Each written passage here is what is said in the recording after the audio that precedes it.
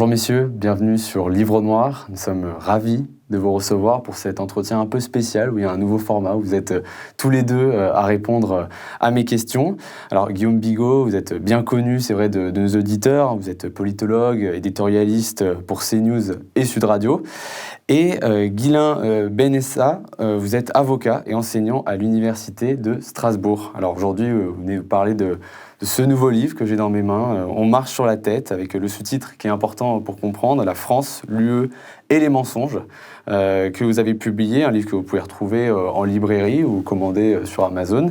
Ce livre, il revient évidemment sur les thématiques auxquelles Guillaume Bigot, on vous entend souvent, c'est les thématiques de la souveraineté. On pourra prendre le temps justement de revenir sur ça. Vous y détaillez plusieurs facettes, que ce soit d'un point de vue historique, là où on a perdu notre démocratie et autres. Donc on reviendra dans tout ça au cours de cet entretien. Je rappelle aussi à tous nos abonnés Livre Noir, avant de commencer cet entretien, que pour ceux qui souhaitent soutenir notre travail, il y a la possibilité de devenir des abonnés payants de Livre Noir. Donc ça veut dire nous offrir de la pérennité dans notre travail et pouvoir nous soutenir dans nos enquêtes. Alors, vous savez, on a une tradition chez Livre Noir, on commence toujours par une citation. Pour vous, j'ai choisi une citation que j'ai trouvée très belle en concluant votre livre. Je pense que voilà, vous l'avez évidemment appréciée. J'aimerais que vous reveniez dessus, je vais la citer. C'est une citation du général de Gaulle en 1944. Il disait « La souveraineté peut n'être qu'une flamme sous le boisseau. Pour peu qu'elle brûle, elle sera tôt ou tard réanimée. » Est-ce que ça vous a inspiré peut-être pour commencer à écrire ce livre ? Bonjour, tout d'abord, merci pour votre invitation. Et on peut commenter du De Gaulle par du De Gaulle. Tout Français a été, est ou sera gaulliste. Mais en fait, je pense que la force du général de Gaulle, c'est pas tant d'incarner une doctrine particulière que d'avoir eu cette capacité, ce talent prodigieux et aussi cette chance historique, à un moment, d'être la France. Alors la France, c'est une nation, c'est une personne, disait-il, et il a pu l'incarner. Donc cette formule signifie tout simplement que les nations ont la peau dure, ont la vie très longue aussi, et ça paraît fou que la France disparaisse de la scène de l'histoire, et c'est au fond une conviction qu'on a tous, probablement, que même si aujourd'hui la flamme semble décliner et s'éteindre, c'est arrivé tant de fois dans notre histoire que la France disparaisse et renaisse, non pas de ses cendres, parce que la formule est très bien trouvée, il y a toujours quand même une source de chaleur. Il faut aller la trouver au fond de nous. Et peut-être pour terminer, se dire, comme le disait Jaurès, et on va finir par Jaurès, que en politique comme en géologie, le patriotisme et la ferveur, il faut creuser au fond, souvent d'une société. Jaurès disait aussi, la patrie, c'est le bien de ceux qui n'ont rien. C'est-à-dire, c'est finalement le peuple, dans ce qu'il a dans sa dimension populaire, qui souvent reste très attaché à la nation. C'est ô combien vrai dans toute notre histoire, c'est ô combien vrai aujourd'hui encore. Et bouclons avec la boucle avec le général de Gaulle. Le problème numéro 1 de la France, c'est que la bourgeoisie n'est plus patriote depuis longtemps, disait le général de Gaulle de son vivant. Il disait « J'ai réussi à résister à Staline, j'ai réussi à vaincre Hitler, j'ai résisté aux Américains, mais finalement la bourgeoisie française m'aura enterré. » Alors, au début de ce livre, on commence très rapidement, c'est vrai, par un événement qui est quand même très très important dans votre introduction pour bien comprendre. C'est un moment où on a eu justement un retour de la question de la souveraineté, de la question populaire. C'est évidemment la période des Gilets jaunes. Vous parlez même de gilet jaunisation des esprits. Est-ce que vous pourriez revenir justement peut-être cette époque charnière qui incarne quelque chose ? En fait, les agriculteurs, comme les Gilets jaunes, donc les derniers événements qu'on a connus, c'est à la fois un appel à l'aide. C'était aussi un peu la base de départ du bouquin, parce la question européenne repose aussi la question du suffrage, des élections européennes, et on sent un appel à l'aide en fait qui commence à gronder de toutes parts. Cette gilet jaunisation, elle est intéressante parce que les gilets jaunes étaient inattendus. Certains l'ont prévu, rares sont ceux qui l'ont prévu, il faut être clair. les politiques ont été pris d'assaut par les Gilets jaunes. Vous vous rappelez, je ne vais pas refaire l'histoire des Gilets jaunes, mais on était tous suspendus à des semaines et des samedis qui passaient avec ces gens floqués du maillot jaune en quelque sorte sur les ronds-points. En fait, la gilet jaunisation, c'est une idée que la gronde commence à durer, la gronde s'est installée, la fronde, elle vient de toutes parts, les agriculteurs ont repris le flambeau en quelque sorte des Gilets jaunes. Je ne dis pas que c'est exactement la même chose, mais il y a des points de jonction sociologiques clairs, il y a des points de jonction matériels entre ces frances-là, et ces frances-là sont en train de gueuler leur désespoir. Et elles gueulent leur désespoir contre eux, globalement, les élites, les gouvernants, au sens très large du terme. Et l'idée de notre livre qui s'appelle « On marche sur la tête », c'est vraiment de dire que, quels que soient, j'allais dire, les gilets jaunes en face de nous, c'est-à-dire agriculteurs, gilets verts, gilets jaunes, peu importe, il y a globalement une politique ou des politiques qui ont laissé faire ou qui ont pris des décisions ou qui ont entériner des options idéologiques, des options politiques concrètes, qui font que tous ces gens ont raison de créer leur désespoir parce qu'ils ne comprennent pas l'absurdité des décisions qui sont prises presque contre eux. Donc c'est cette France-là à laquelle nous songions, à entamer notre travail, parce que quels que soient encore une fois, les mécontents et les Français qui vont crier, qui vont hurler leur désespoir, d'une manière ou d'une autre, leur désespoir se heurte à un mur qui se situe en direct ou en indirect face à eux, qui s'appelle l'Europe, en fait, l'Union européenne. Et à mon sens, en tout cas, à notre sens, cette gilet jaunisation, c'est vraiment, en fait, il faut être clair, c'est un billard à 3 bandes. On a les politiques au milieu qui voient les Français gueuler et qui ont peur en fait de cet appel à l'aide, de cet appel au secours qui contamine petit à petit des franges de Français qui crèvent de faim. Il y a quelques jours, on a eu une Française qui a fait parler d'elle sur CNews lors du débat sur les européennes. Fabienne, exactement.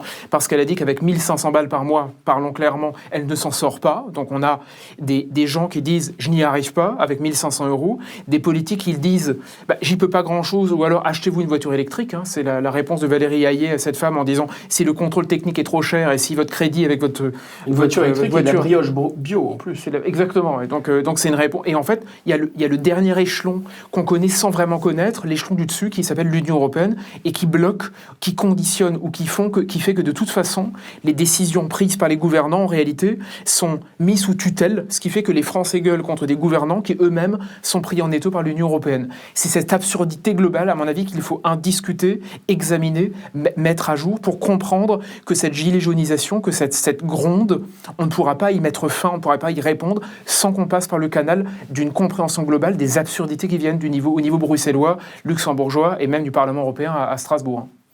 Si je peux rajouter un point, je pense que la gilet jaunisation ou l'épisode gilet jaune, on peut le lire de plusieurs façons.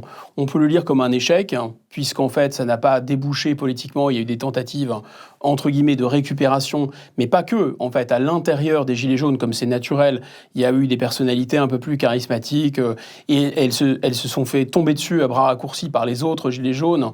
Donc ça, c'est un phénomène qui est vraiment frappant. Donc les Gilets jaunes voulaient dire à la fois le retour du collectif ou du bien commun, ou une aspiration au bien commun, et voulaient dire en même temps l'impossibilité ou l'impasse du bien commun, puisque c'est un rejet en bloc du politique tout court, en fait, de dire que si quelqu'un représente ma voix, de toute façon, on est déjà dans l'usurpation.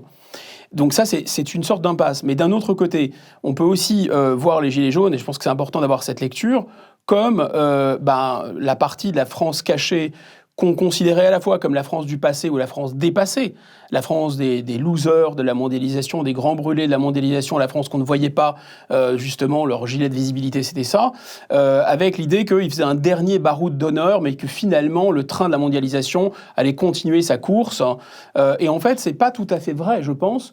On a, depuis l'irruption des Gilets jaunes, et c'est ça qu'on appelle la gilet jaunisation des esprits, une espèce de peur quand même dans la tête des dirigeants, en se disant, mais finalement, est-ce qu'on est bien sûr que ce qu'on incarne, c'est l'avenir ? Est-ce que ces gens qui ont l'air de surgir du passé qui ne veut pas passer, c'est pas eux finalement l'avenir ? Où est le barycentre du pouvoir ? Est-ce que le barycentre du pouvoir, quand on fait les additions, il est bien dans les centres-villes bobos profitant de la mondialisation, et éventuellement dans les banlieues, on va dire grands remplacés, qui fournissent les femmes de ménage et qui fournissent le chichon aux bobos. Est-ce que c'est vraiment ça le pouvoir ? Comme nos classes dirigeantes sont archi-américanisées, ils avaient une représentation sociologique un peu bête, c'est-à-dire ils avaient une représentation sociologique à l'américaine où il y avait d'un côté les gens des centres-villes et de l'autre côté, on avait des minorités qui étaient les minorités pauvres. Mais se sont invités, en fait, les Gilets jaunes, c'est-à-dire en réalité le véritable barycentre politique, parce que les 2 tiers des Français ne sont ni des bobos pour qui la mondialisation est heureuse, ni des gens récemment arrivés entassés dans des banlieues. C'est ni l'un ni l'autre, en fait. Alors, vous allez me dire, et vous aurez raison, que la France est l'ensemble. C'est vrai aussi. La France est l'ensemble. Personne ne peut s'arroger seul le droit de dire « nous sommes le peuple », etc. Mais enfin, j'ai l'impression quand même qu'à la fois en termes d'équilibre politique, autant, et donc d'équilibre politique et d'équilibre électoral, autant qu'en termes de représentation symbolique, cette France oubliée, elle est moins maintenant le passé qu'elle pourrait être l'avenir, et elle est moins à négliger, à mettre de côté, ne serait-ce que parce qu'elle ne vote pas. On voit bien qu'il suffirait qu'une petite partie de ces gens-là votent pour que tout de suite le scrutin bascule. Et quand on voit un Mélenchon qui rame pour aller récupérer quelques voix communautaires, c'est Ruffin qui lui répond, à mon avis, à juste titre, mais espèce d'andouille. De toute façon, les gens des banlieues, comme les gens de la France périphérique, ils galèrent de la même façon. Pourquoi tu veux t'adresser aux uns sans t'adresser aux autres? Adresse-toi aux deux, et tu vas voir qu'il va y avoir un effet de bascule énorme. Tout à fait. Alors avant qu'on prenne encore un peu plus de hauteur et je pense qu'on va être dans la critique de l'Union européenne, il y a aussi quelque chose où vous le dites dans votre livre, c'est que tout n'est pas non plus la responsabilité de l'Union européenne. Vous avez aussi, au début, vous commencez en tapant aussi sur notre classe dirigeante en France. Justement, en quoi est-ce qu'elle est aussi coupable peut-être de renoncement ou autre, selon vous, en dehors justement de l'impact et de l'Union européenne? Je vais laisser Guylain répondre parce qu'il a travaillé particulièrement cette partie-là, et c'est lui qui a eu cette intuition très juste. Mais un préambule en disant que le déshabillage, la destruction de la démocratie n'a pas été jusqu'au terme vraiment très grave qu'on connaît en France, où vraiment la démocratie est vidée de sa substance. Par exemple, le Folketing danois, le Parlement danois, avant qu'il y ait des textes adoptés par l'Union européenne qui engagent le Danemark, et ils sont obligés de voter. Donc il y a un vote ex ante. C'est la même chose, me semble-t-il, au Bundestag. Donc c'est bien la preuve que ce renoncement à la souveraineté, d'une certaine façon, ce sont nos dirigeants en toute connaissance... ce sont nos dirigeants qui l'ont fait sur notre dos, et c'était pas inéluctable, c'était pas nécessairement demandé jusqu'à ce point par l'Union européenne.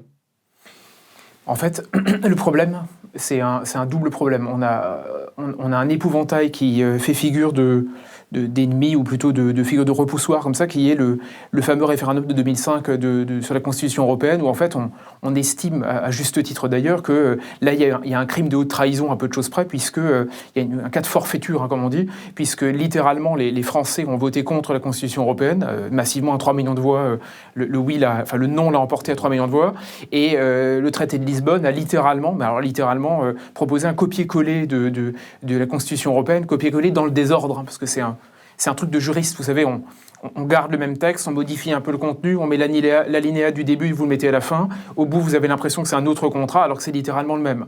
Donc le traité de Lisbonne, c'est la même chose que la Constitution européenne, et donc on a fait passer par le canal du Parlement le traité qui avait été repoussé par les Français. Le problème de cette version des choses, qui est juste, mais qui est très incomplète, c'est qu'elle si vous voulez, elle oblitère, ou plutôt elle masque la réalité de ce qui s'est passé depuis 70 ans.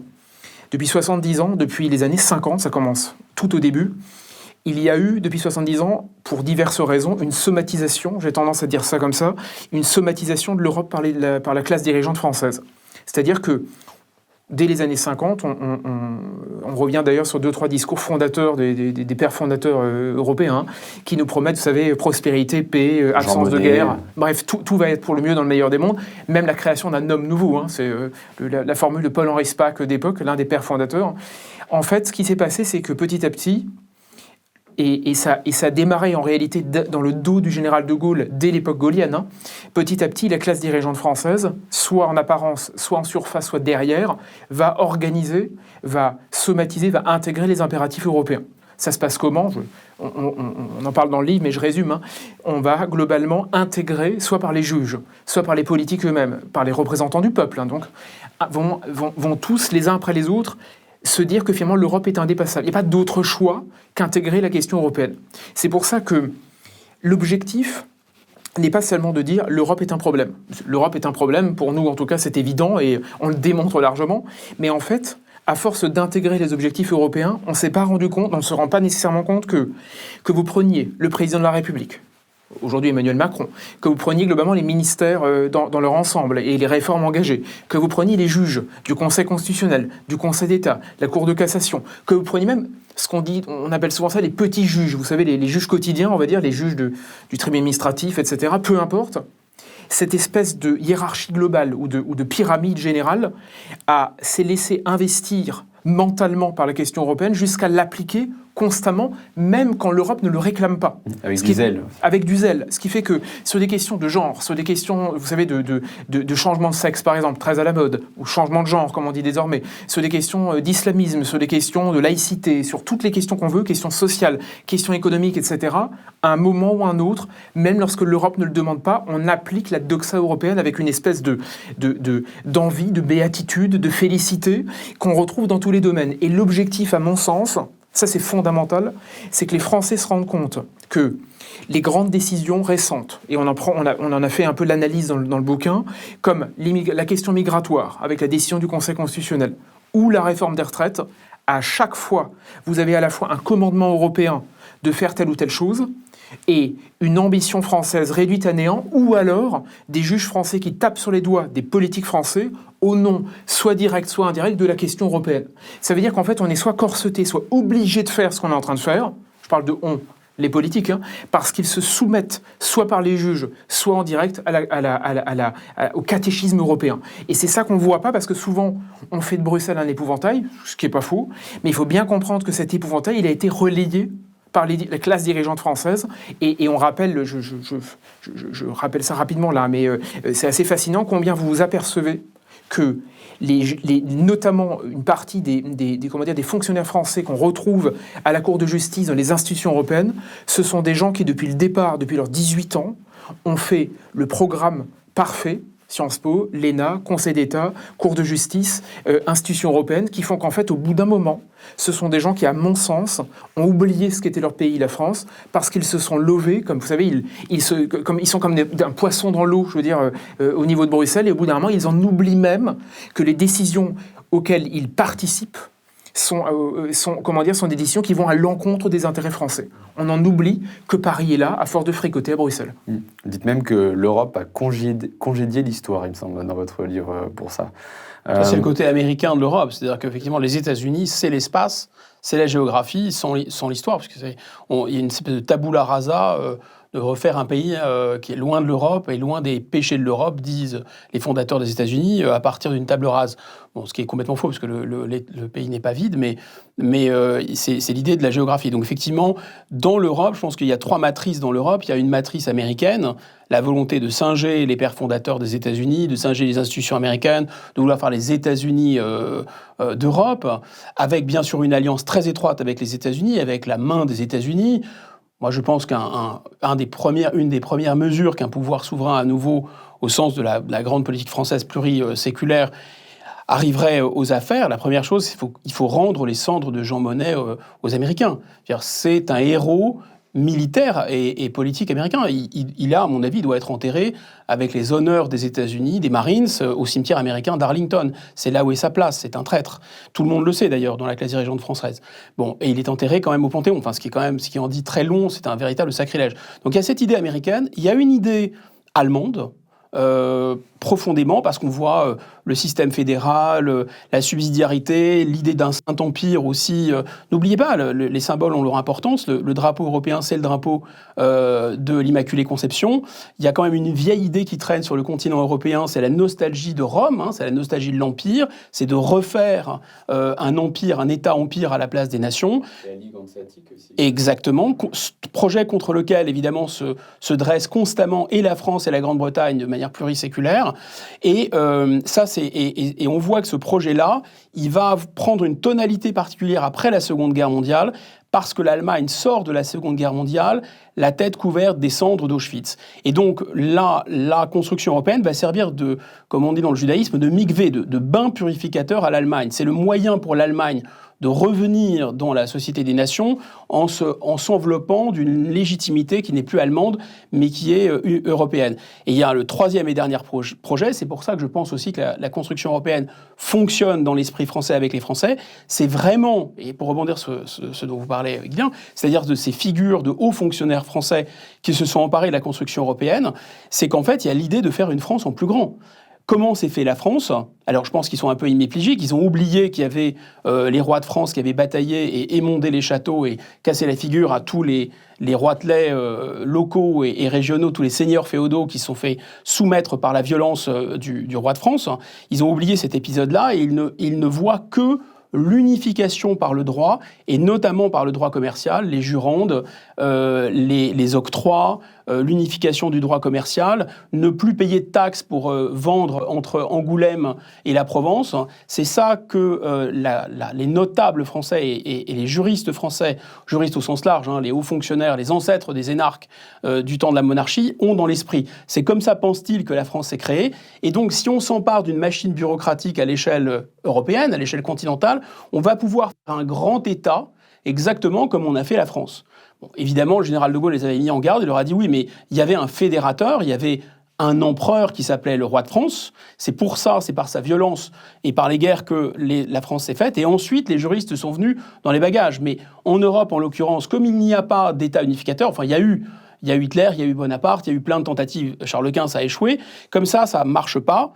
Vous ne pourrez pas faire une fédération. En tout cas, si vous la faites, disait de Gaulle, conférence de 63, ça va pouvoir se faire, mais ça sera forcément au profit de puissances extra-européennes. Et on les voit très bien. On voit bien que la construction européenne, plus elle est normalement, elle nous a été vendue comme un moyen de faire contrepoids aux États-Unis et à la Chine. En vérité, plus vous avez d'Europe, et plus vous accordez de pouvoir aux Chinois, et plus vous accordez de pouvoir aux Américains.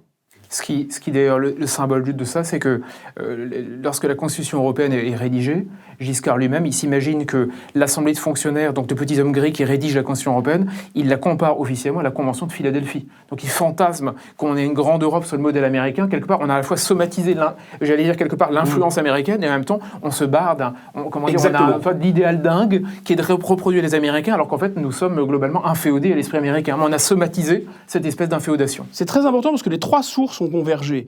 Il faut bien comprendre que pour faire la monnaie unique, pour vendre un truc monstrueux, parce que les gens ne se rendent pas compte, mais déjà c'est bizarre qu'on n'ait plus de démocratie directe en France parce qu'elle est piratée par l'Europe, mais c'est peut-être encore plus bizarre d'avoir une monnaie sans État. Ça ne s'est jamais vu dans l'histoire. Et cette espèce de monstruosité, elle a été vendue parce qu'on a culpabilisé le peuple français avec la Seconde Guerre mondiale. On lui a dit, mais vous êtes finalement aussi coupable que les Allemands. Il a fallu culpabiliser les Français pour pouvoir faire la politique du Francfort, qui a débouché sur la politique de Francfort, qui a débouché sur l'euro. C'est parce que nous étions aussi coupables. Et en fait, ça, c'est cohérent avec le fait que les vrais héros de la Seconde Guerre mondiale sont les Américains. En fait, les Français ont eu autant de pertes contre le Troisième Reich que les Américains, mais c'est pas grave. On a l'impression qu'ils nous ont sauvés et que nous, on s'est couchés. Bon, ce qui est complètement fou, si les gens regardent l'histoire de très près, d'abord, les pertes dans la première partie de la Seconde Guerre mondiale sont plus importantes que pendant la première, même si la guerre dure peu, et la résistance va faire quand même des centaines de milliers de morts en très très peu de temps, des gens très jeunes qui vont prendre les armes.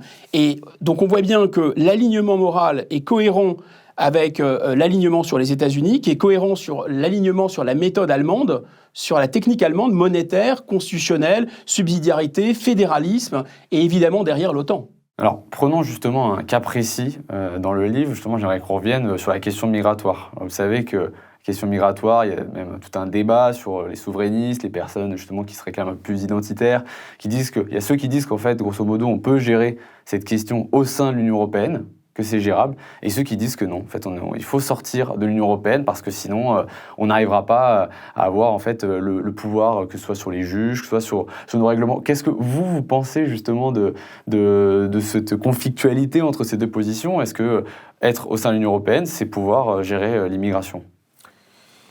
En fait, il faut comprendre, je dirais, il y a deux choses à comprendre, deux choses distinctes. Il y a d'une part le projet européen en tant que tel, l'ADN, le code génétique européen, et d'autre part, ensuite, la façon dont, oui ou non, est-ce qu'on peut s'en extraire, faire quelque chose, en quelque sorte, dans la vie pratique. Là-dessus, la dernière année était, pour moi, extrêmement instructive, puisque le projet Darmanin, la loi immigration, était le moment de révéler. En fait, c'était une espèce de révélateur. Depuis des semaines, j'allais dire depuis des semaines parce qu'il y a les européennes, mais en réalité depuis des années, la question taraude les Français, les sondages montent sur l'immigration plus ou moins, etc. Et les Français globalement, je ne sais plus, les sondages actuels, c'est que 70% des Français globalement considèrent qu'il y a un problème avec l'immigration et qu'il faut fermer les vannes en gros. Là-dessus, donc je disais, il y a deux problèmes parce que, premièrement, le code génétique de l'Union européenne, c'est d'ouvrir les vannes toujours plus. Pourquoi ? Parce que, et là encore, il faut dépasser l'écume des choses. Il y a de temps en temps, vous savez, des discussions où on a l'impression de rééquilibrer un peu la bête ou de rééquilibrer la machine. En fait, le projet de l'Union européenne, le projet européen repose sur l'abolition des frontières, sur la libre circulation et en réalité sur la faiblesse intrinsèque d'une surveillance du territoire. Parce que l'Europe se fout depuis le départ de savoir combien de kilomètres carrés la constitue, où s'étend son emprise, où s'étend son territoire. Elle s'en fiche. Les frontières, c'est la question de la limite ou la question des frontières et la question que l'Europe ne veut pas affronter. Moi, je pense que depuis le départ, c'est presque, Guillaume disait tout à l'heure, il y a une inféodation des nations à la question notamment américaine, de la question du territoire, la question de la constitution même de l'Europe. En fait, l'Europe s'est construite sur la négation de l'idée de frontières, donc de limites.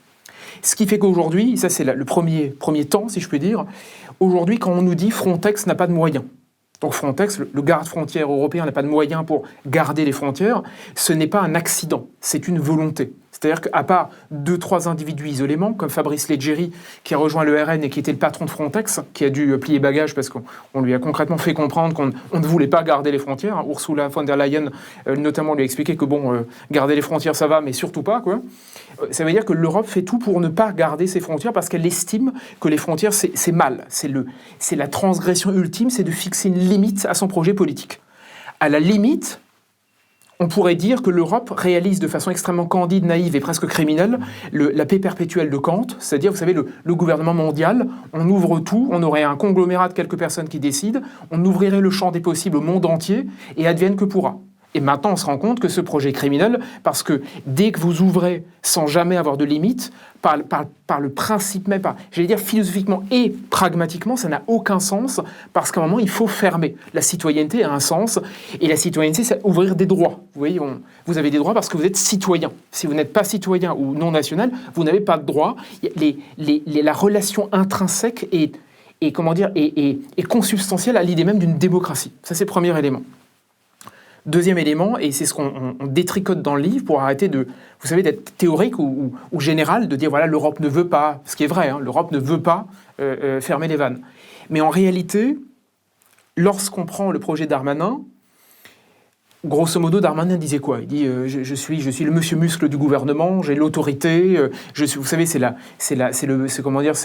musclor d'Emmanuel Macron. C'est l'homme qui bande les muscles en disant je vais faire plier l'Europe. Donc il a voulu mettre en place faire passer un texte, donc un projet de loi qui soit l'incarnation d'une politique de fermeté sur la question migratoire. Et en réalité, tout s'est déroulé exactement comme prévu. C'est-à-dire que déjà, le projet de loi était extrêmement délicat à mettre en place puisque une partie de la gauche hurlait au nazisme, en quelque sorte, et une partie de la droite disait ça va pas assez loin. Donc déjà, il y a la tambouille politicienne habituelle. Et ensuite, après les débats, après cette commission mixte paritaire, la discussion sur la loi, etc., est venu le temps béni, l'intervention divine du Conseil constitutionnel. Et ça fait quelques années que les Français découvrent, j'ai tendance à dire, la fumée blanche du Conseil constitutionnel. Pendant des années, tout le monde se foutait, il faut le dire, du juge constitutionnel. Franchement, le Français dans la rue, la question de savoir qui est Laurent Fabius derrière tout ça, ça ne hante pas ses nuits. Mais tout d'un coup, sur pas mal de dossiers, on attendait tous la fumée blanche, l'intervention du Conseil constitutionnel. Et le Conseil constitutionnel a littéralement saboté la loi immigration, officiellement parce qu'il nous dit, je ne rentre pas dans les détails, mais il nous dit la loi immigration, enfin la loi qui a été votée est remplie de dispositions qui n'ont rien à faire dans la loi. C'était c'était la notion de ce qu'on appelle le cavalier législatif, mais peu importe. Ce qui est important derrière ça, et c'est ce qui, à mon avis, doit être au centre des discussions, c'est que sans le dire, le Conseil constitutionnel il a censuré la loi immigration parce que cette loi était en réalité contraire au droit européen. C'est-à-dire à la fois à la Cour de justice de l'Union européenne, à la Convention Schengen derrière, à la Cour européenne des droits de l'homme, à un ensemble, on va dire, de constellations de principes européens. Et ce que fait le Conseil constitutionnel, c'est là où c'est le diable qui se cache dans le détail, c'est que officiellement, le juge français, le Le Conseil constitutionnel, c'est le juge des juges, en quelque sorte. Le juge français ne dit pas « l'Europe est dans le collimateur ». Il n'a même pas besoin de le dire, parce qu'il a somatisé les interdictions qui, de toute façon, sont posées par les juridictions européennes. Ça veut dire que quand bien même le Conseil constitutionnel n'aurait pas saboté la loi, il l'aurait laissé, admettons, passer, de toute façon, d'une manière ou d'une autre, on se serait retrouvé sous le feu croisé de la Cour de justice de l'Union européenne, de la Cour européenne des droits de l'homme, voire même des institutions européennes, c'est-à-dire la Commission, etc., en ligne de mire. Ce qui fait que, quoi qu'il en soit, que ce soit les juges français en direct ou l'Europe derrière, il y a quelqu'un qui est là pour saboter ce que la France veut faire sur le terrain migratoire. Donc la seule chose qui reste, c'est les moulinets dans le vide de Gérald Darmanin, qui, soit par ignorance, soit par clientélisme ou par envie d'avoir l'impression de bien faire, a fait semblant depuis le départ de pouvoir faire un truc, alors qu'il savait de toute façon que derrière, d'une manière ou d'une autre, soit les politiques, soit les juges allaient flinguer toute velléité de toucher à la question migratoire. Ça veut dire quoi, pour être concret et précis? Ça veut dire que soit vous acceptez ça, il faut être réaliste, il n'y a rien à faire là-dedans en l'état actuel des choses. L'Europe, de toute façon, vous interdit de toucher à la question migratoire, soit vous acceptez effectivement un bras de fer terrible, immédiat, en disant « j'en ai rien à cirer des décisions européennes », auquel cas vous risquez les procédures d'infraction, ce qui veut dire qu'il faut être capable d'aller au front contre une matrice globale qui est faite pour ne surtout pas pouvoir, d'une façon ou d'une autre, toucher au problème. Je suis évidemment complètement en phase. Ce qui est la réalité de l'immigration à travers la construction européenne, c'est, on le sait bien, c'est le droit d'asile. C'est une définition extrêmement large du droit d'asile, protégé par les traités, protégé par les juges européens, et imposé à la volonté populaire. Les Français ont beau vouloir massivement un référendum sur la question, il n'aura pas lieu, et ils ont beau éventuellement demain envoyer une majorité qui voudra faire autrement et voter des lois qui diront autre chose, la loi sera annulée par le juge au nom des traités et au nom de la construction européenne. Donc on voit bien comment, à travers le droit d'asile, mais c'est vrai aussi du regroupement familial, et c'est vrai aussi de la possibilité de ne pas laisser rentrer des gens en dépit de ce qu'on nous raconte, puisque derrière, au fond, c'est toujours la même chose, l'Europe veut quelque chose, l'Europe ne l'avoue pas, ne dit pas « nous en voulons », de plus en plus d'immigrés, mais de temps en temps, quand on les pousse un peu dans le retranchement, ils disent oui, pour des raisons évidentes d'équilibre démographique, il va bien falloir que. Bon, donc ça, c'est vraiment, on a un exemple, mais sur tous les sujets, c'est la même chose, mais sur ce sujet-là, c'est très caractéristique de la mise en échec de la volonté populaire par la construction européenne, par la jurisprudence et par la décision d'organisations non élues, que sont la Commission européenne, entre autres. Donc ça, c'est déjà un problème à mon avis, derrière la question de l'immigration, c'est la question de la démocratie qui est posée. En fait, vous ne pouvez plus décider de votre destin. Vous ne pouvez pas tourner le volant à droite ou le volant à gauche. Il y a un GPS qui a pris le contrôle du véhicule et les gens comprennent bien que le volant, on ne peut pas le tourner. Enfin, même si vous le tournez, il va se retourner de manière automatique. Deuxième phénomène sur l'immigration, ce qui est vraiment intéressant, c'est que, si on réfléchit bien, la construction européenne et le projet européen rendent non seulement impossible, mais en fait inutile l'assimilation, le projet d'assimilation. C'est-à-dire, en fait, l'immigration, évidemment, on nous a vendu ça comme étant un bien, comme étant une chance, etc., mais en fait, c'est ni bien ni mal. De temps en temps, ça peut être intéressant d'avoir de l'immigration. De temps en temps, c'est pas du tout intéressant. Au contraire, c'est contre-productif d'avoir de l'immigration. Déjà, au moins en démocratie, c'est au peuple de décider. Et là, c'est plus le cas. Mais surtout, pour que l'immigration soit une chance, il faut qu'il y ait des conditions. Alors, il faut qu'il y ait une croissance économique importante. Sinon, vous baissez les salaires. Il faut ensuite que vous ayez suffisamment d'enfants et donc de natalité, un taux de fécondité très important dans votre pays, parce que si vous avez beaucoup d'enfants nationaux, vous pouvez faire en sorte que les enfants des nouveaux venus vont se transformer en nationaux. C'est comme ça que l'immigration a été positive pour l'Australie, positive pour la France, une partie du 19e et du 20e siècle, positive pour les États-Unis d'Amérique, parce qu'il y avait suffisamment dans les classes d'enfants nationaux qui ont transformé les enfants des nouveaux venus en français. Là, essayer de répondre à un problème démographique par de l'immigration, c'est une invasion, en fait. On va se raconter d'histoire. C'est pas une immigration, ça va être une immigration de peuplement, puisque les nouveaux venus vont s'assimiler à personne, puisqu'ils vont être entre eux dans des classes ghetto, c'est bien ce qu'on voit.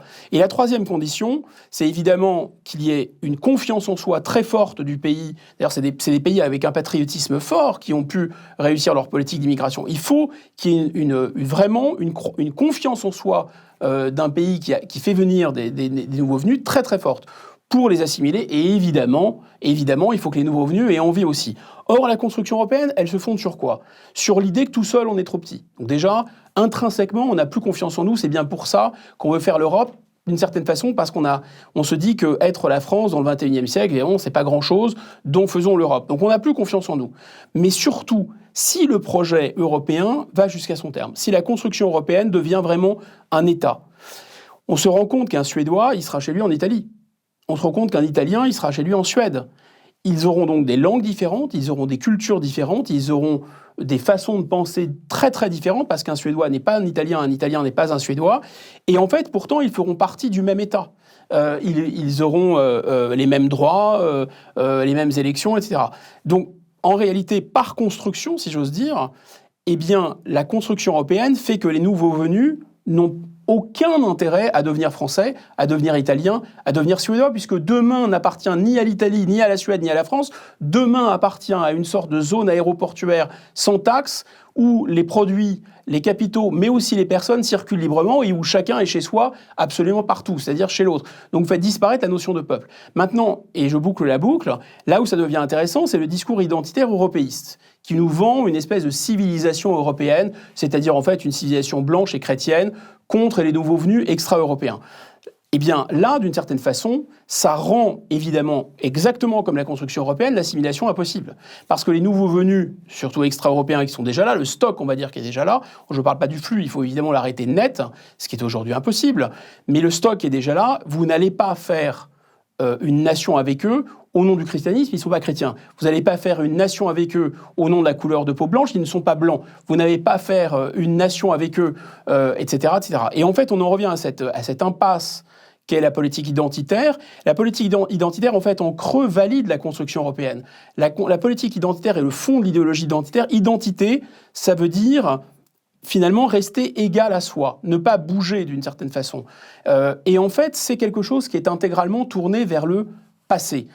En fait, évidemment, bien sûr que s'il y a trop d'étrangers dans un pays, n'importe quel pays, extra-européen ou pas extra-européen, de toute façon, le pays perd son identité, on est bien d'accord, et perd ce qu'il est lui-même.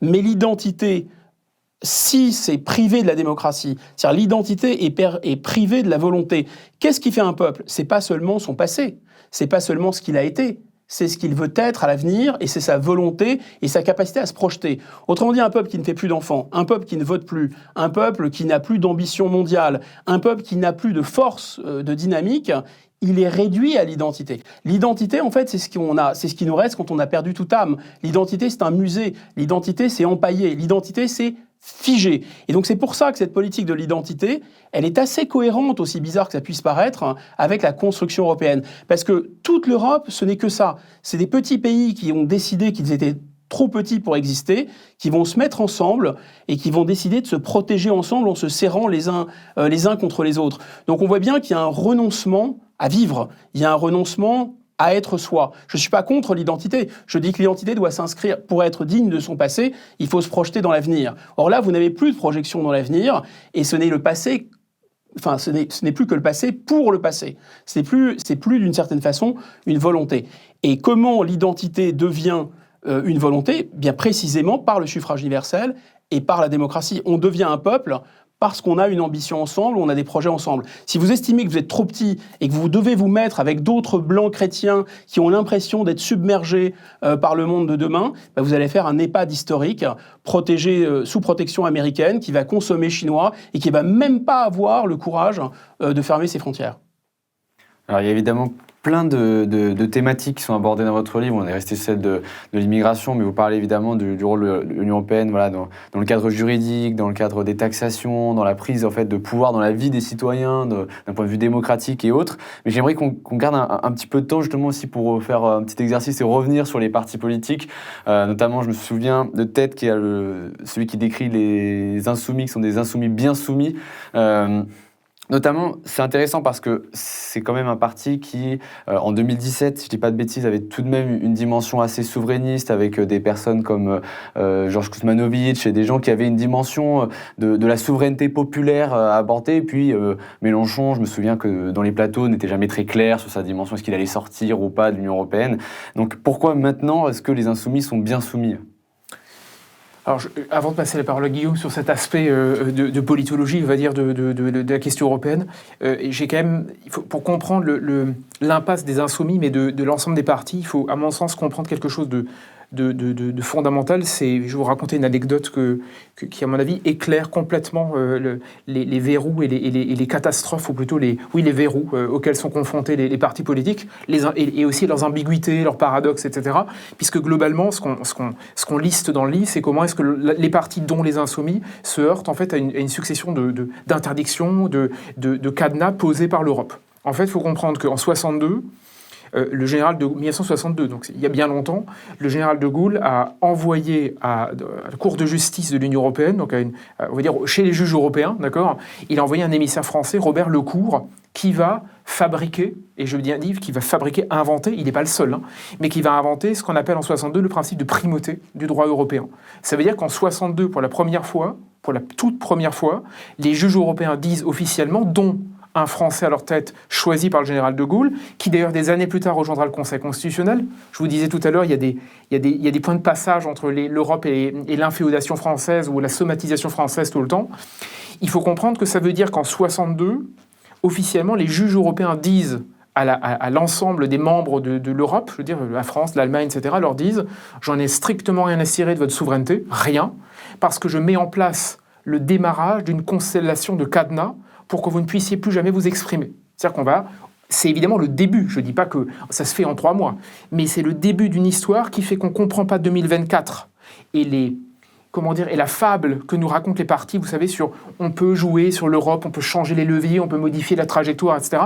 Si on ne se rend pas compte que depuis 60 ans, on joue un jeu de dupes à partir du moment où on nous a laissé un espace de vie extrêmement réduit, qui se réduit chaque jour. En fait, quand on dit souvent est-ce que l'Europe sera un jour, Guillaume en parlait tout à l'heure, un État, un vrai État ? En fait, l'Europe, depuis 62, prétend être déjà un État fédéral, par la bande. Ça fait qu'aujourd'hui, quand les insoumis ou d'autres nous vendent des fables, ils savent très bien eux-mêmes qu'ils jouent avec un jeu qui, depuis le début, est un jeu truqué, parce que c'est un mode d'emploi, dans lequel, dans le mode d'emploi, on a indiqué « vous n'aurez pas le droit de faire, vous, peuple ». Donc on joue avec ce mode d'emploi, et chaque parti joue avec ce mode d'emploi en tentant de dire « je vais tout changer », alors que certains par ignorance, d'autres par volonté complice, savent très bien que de toute façon, le mode d'emploi, il est fait pour qu'à l'intérieur de ça, vous ayez quasiment des miettes de pouvoir ou il vous reste des promesses, en fait, en quelque sorte. C'est presque la même question, mais justement, est-ce qu'il n'y a pas une dimension, c'est aussi les insoumis bien soumis, mais une dimension stratégique, finalement. On sent qu'aujourd'hui, peut-être que les Français, la question du Frexit leur fait un peu plus peur qu'avant, et que finalement, il faudra peut-être passer par cette dimension un peu plus d'infiltration interne pour y arriver. Alors, c'est un peu la même... C'est pas tout à fait la même question, mais c'est une question importante et intéressante, c'est par où la sortie, en fait, finalement.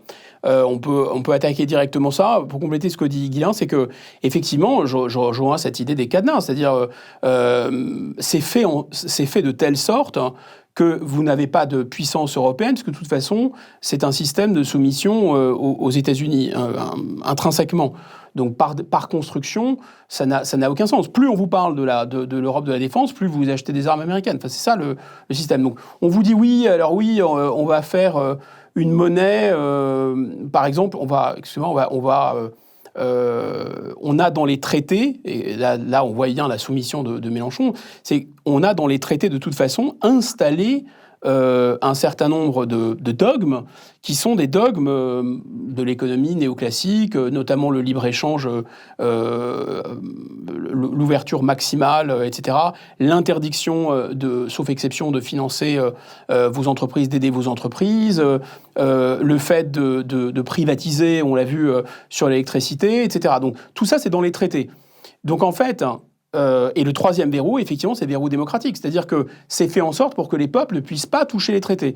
Les traités protègent à bloc un modèle d'économie absolument ouvert aux quatre vents de la mondialisation, et les traités protègent un système dans son ensemble qui est sous protectorat américain. C'est ça que disent les traités. Donc, quand Mélenchon tonne contre l'impérialisme américain, mais qu'en même temps, il est pour continuer la construction européenne, quand Mélenchon tonne pour dire, voilà, il faut augmenter les salaires, il faut un salaire minimum, et en fait, tous les partis se lâchent. C'est-à-dire, tous les partis, certains veulent aller moins d'immigration, c'est leur fonds de commerce électoral, d'autres veulent limiter le CO2, c'est leur fonds de commerce électoral. Les troisièmes veulent, quand vous imaginez que 56% des émissions de CO2 en France, c'est les importations, par exemple. Voilà, et tant qu'on reste à l'intérieur de la construction européenne, on reste à l'intérieur des traités. Et tant qu'on reste à l'intérieur des traités, eh bien, on ne changera pas fondamentalement ce libre-échange. De la même façon, on ne va pas changer la libre ouverture, ne serait-ce qu'à l'intérieur des pays où vous avez des salaires à 200 € par mois. En fait, pour changer le contenu des politiques européennes, il ne suffit pas d'avoir une majorité au Parlement européen, déjà. Mais même si vous aviez cette majorité au Parlement européen, les pouvoirs du Parlement européen sont très limités. Donc il faudrait encore faire la conquête de la Commission européenne, mais ça ne suffirait pas. Vous avez les traités. Donc il faudrait en plus avoir une majorité au sein du Conseil européen, mais ça ne suffirait pas. Pour changer les fondamentaux de l'Europe, pour changer la programmation du GPS européen, ça signifie une unanimité au Conseil européen, plus des procédures de révision dans les 27 pays. Vous voyez bien que c'est par définition fait pour qu'on ne puisse pas changer la direction et la stratégie.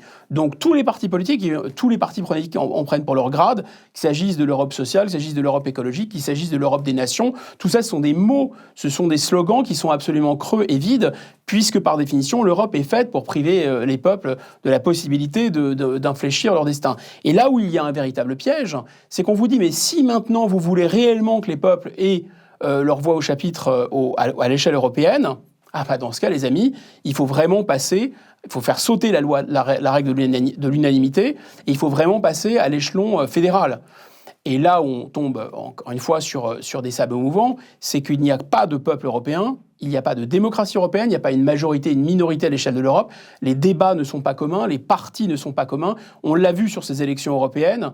Là, on a, par exemple, un monsieur Bellamy dont le parti LR est rattaché au PPE, le parti conservateur, et qui a passé toute sa campagne en France à dire « mais moi, je vote contre le PPE », alors que c'est le parti auquel il se rattache. Donc on voit bien que le parti européen n'est pas un parti national.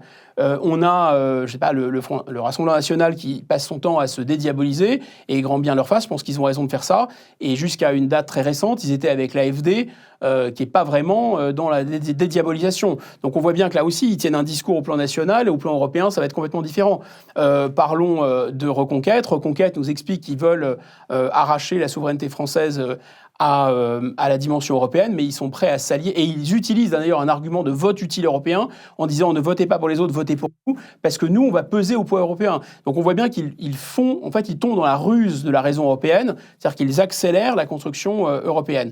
Au fond du fond, il y a le fait que finalement, les Français, on les a persuadés qu'ils sont trop petits, et qu'ils n'ont plus voix au chapitre, et qu'il faut maintenant faire une Europe en plus grand qui s'appelle l'Union européenne, parce que tout seul, c'est comme s'ils étaient déshabillés sur la banquise, ils vont mourir de froid, ils sont trop petits, ils sont incapables de se défendre par eux-mêmes, la mondialisation, la Chine, les États-Unis, tout ça c'est trop puissant pour eux. Donc évidemment, ils ont ça dans l'esprit, exactement comme en 1958, les Français avaient dans l'esprit que l'Algérie c'était la France, c'était des départements français, et probablement si le général de Gaulle avait dit aux Français en 1958 Eh bien, écoutez, vous voyez bien que les Algériens, c'est les Algériens, les Français, c'est les Français. Cette histoire n'a que trop duré, il faut décoloniser. On aurait, comme Guy Mollet s'est reçu des tomates, le général de Gaulle se serait reçu des tomates, il n'aurait pas repris le pouvoir. Donc le Frexit est une impasse. Même si c'est probablement la seule issue possible à terme, il ne peut pas être présenté en tant que tel parce que les gens ne peuvent pas y croire, ne sont pas prêts à y croire. Donc, et c'est ce qu'on explique dans le livre, il y a un mode d'emploi. Je pense que la première chose à faire est de partir de ce que les gens ont dans l'esprit. Ce qu'ils ont dans l'esprit, c'est qu'on ne peut pas s'en sortir sans l'Europe. C'est à mon avis exactement l'inverse, c'est-à-dire que tant qu'on reste dans l'Europe, tous les problèmes que nous avons de l'immigration à la dette, en passant par la désindustrialisation, en passant par l'absence d'équilibre stratégique international, tout ce qu'on doit faire, l'Europe nous empêche de le faire. Donc effectivement, il faudra en sortir. Mais vous ne pouvez pas dire aux gens il faut en sortir parce qu'ils n'y croient absolument pas. Donc il faut faire de la pédagogie. En 58, les gens pensaient que l'Algérie c'était la France et en 62, 4 ans plus tard, après 4 ans de pédagogie, par l'exemple, eh bien les Français étaient convaincus qu'il fallait décoloniser l'Algérie. Je pense qu'il faut procéder de la même façon à l'égard de l'Europe. Guillaume vient de dire très juste titre qu'il faut se sortir l'Europe de la tête en quelque sorte. Je pense que la ruse ultime, et on le voit actuellement, c'est que finalement, si on prend les débats de tous les grands partis, en réalité, tous ceux qui s'opposent frontalement à l'Europe n'existent plus parmi ces grands partis. Cette voix s'est disséminée au moment même où l'Europe est attaquée de toutes parts. Ce qui veut dire qu'en fait, on dit partout il y a une montée des populistes, et pourtant en France, à part quelques tout petits partis ou quelques mouvements qui font 1,5 ou 0,7, etc., il n'y a plus réellement de voix à l'intérieur des partis qui portent sur ou qui propose une vraie discussion de fond sur la question de la chape de plomb européenne. Tout le monde s'est levé à l'intérieur. Et c'est là où le paradoxe peut-être européen est terrible, c'est qu'en même temps, au moment même où l'Europe est contestée de toutes parts, elle a réussi à somatiser, à prendre en charge, à intégrer les voix discordantes qui elles-mêmes rêvent quelque part d'appartenir à l'Europe pour essayer de la contester de l'intérieur. S'il n'y a pas une voix de sécession à l'intérieur des grands partis, ça veut dire que vous laissez ce discours uniquement aux tout petits partis, et ça veut dire qu'en réalité, ce discours va disparaître même de l'espace démocratique. C'est là où l'Europe est peut-être en train presque de gagner une bataille que tout le monde a l'impression de l'avoir perdue, alors qu'en fait, quelque part, elle a réussi à pacifier, à européaniser malgré elle, quelque part, les partis qui devraient pourtant la contester de front. C'est presque magique. En tout cas, cette bataille, vous la mettez en valeur dans ce livre. Je rappelle, vous avez parlé de différentes thématiques. J'invite tous nos auditeurs de Livre Noir. Il y aura le lien du livre en description de la vidéo YouTube. C'est « On marche sur la tête, la France, l'UE et les mensonges ». C'est aux éditions L'Artilleur. C'est disponible dans toutes les librairies de France et de Navarre, j'imagine.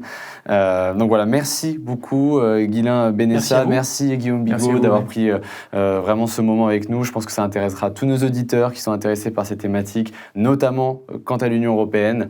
Et je vous souhaite à tous une très bonne soirée.